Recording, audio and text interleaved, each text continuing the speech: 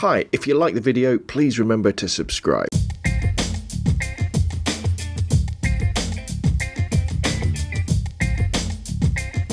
Hi everybody, I thought I'd do this video to answer the question about how good the quality of slow motion video is that you can get out of the SJ4000 Wi-Fi action camera. So that maybe if you're thinking about buying one, or if you've already got an SJ4000 and want to kind of start exploring Wi-Fi, you know, kind of why things are the way they are, and you'll know kind of what you could expect out of the camera. Now, the first thing I'd say is if you want to do a bit of slow motion, I think you can get perfectly usable results just by slowing the speed down by up to 50%. You know, for example, with my Canon 600D T3i that I'm recording this with, I think it records at 24 frames a second. I think that's what I've got it set up for, or 30 frames a second. But I think if I slow it down in Premiere Pro or Movie Maker by 50%, or set it to like 12 frames a second or 50 frames a second, it looks all right. It's not as great as the super professional GoPro stuff you see on the internet, but you know, I think it's perfectly usable. So the first thing I'll do is I'm just going to show you a little clip of a video that I recorded earlier of just some running water, and I took this using the SJ4000 at 1080p. At 30 frames a second, so you can get a good idea of what it looks like if you just slow it down by 50%.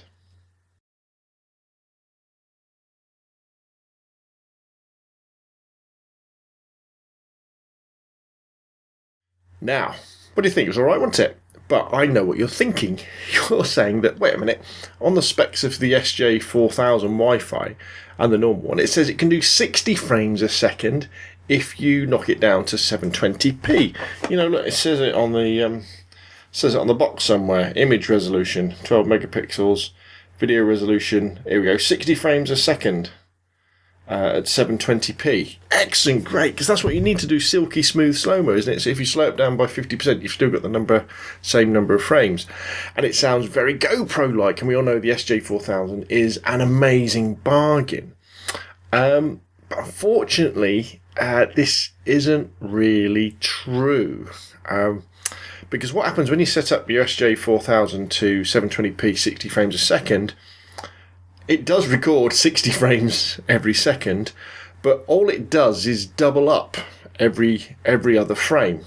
So you're getting the same number of different frames you would at 30 frames a second, but you're just getting two of them, which, you know, is a bit of a cheat really, and means that all you kind of end up with are file sizes that are at least double the length, but there's no more usable data in there than if you'd shot it at 720p 30 frames a second or 1080p 30 frames a second. Now, I know you're thinking, well, wait a minute, this can't be right. So let's have a look at a couple of videos in a little bit more detail. You can actually see this in action, this kind of doubling up of the frame rate. So it's a short video of some gas burners coming on. One shot at 720p 30 frames a second and one shot at 720p 60 frames a second, and you kind of see the effect in action. Okay, so what we've got here is a gas hob that's about to light up. So let me just move to the relevant bit. So this is a clip I took at 30 frames a second at 720p. And what I'm going to do is I'm just going to step through the different frames. In fact, let's just take it back a little bit so you can see it kind of come on, hopefully. Here we go. So let's start stepping through these frames. Then what you'll see in a second, right, here we go. Right, it started to ignite. So one frame on, one frame on. You see how each frame is different, completely different at 30 frames a second. There we go. And then it's burning away normally. So if we shut that down, then open up the 60 frames a second file. Let's just get it to the point just before the flames come on. Here we go. Right, there it goes. So let's turn the clock back a little bit. Okay, we're almost there. So this is meant to be 60 frames a second. So as we start coming through, what you're going to see in a sec is the flame start. Right, there's the flame has ignited. So if I step forward one, what's going to happen? Nothing. It's the same frame. Go on again. Right, it's different frame. So you'd expect the next frame to be different, wouldn't you? So let's step forward. No, it's the same. Next frame, different. So the next one should be different again, shouldn't it? But it's not, it's the same. And then we go on to that. So you can see that although I'm stepping forward, every frame, the picture's only changing every 2 frames. So I'm not getting 60 frames a second that are different.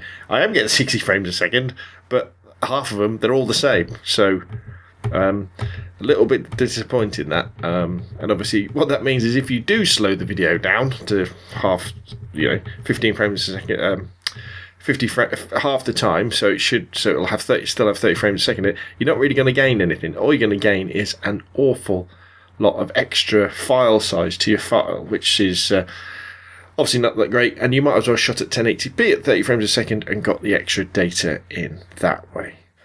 So there you go.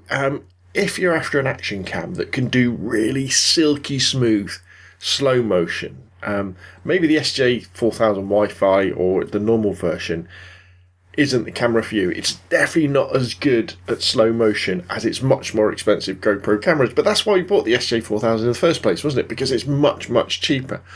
But I think this camera takes really nice 30 frames a second 1080p, and you can just slow that down. You don't have to slow stuff down by much to get that slow motion effect.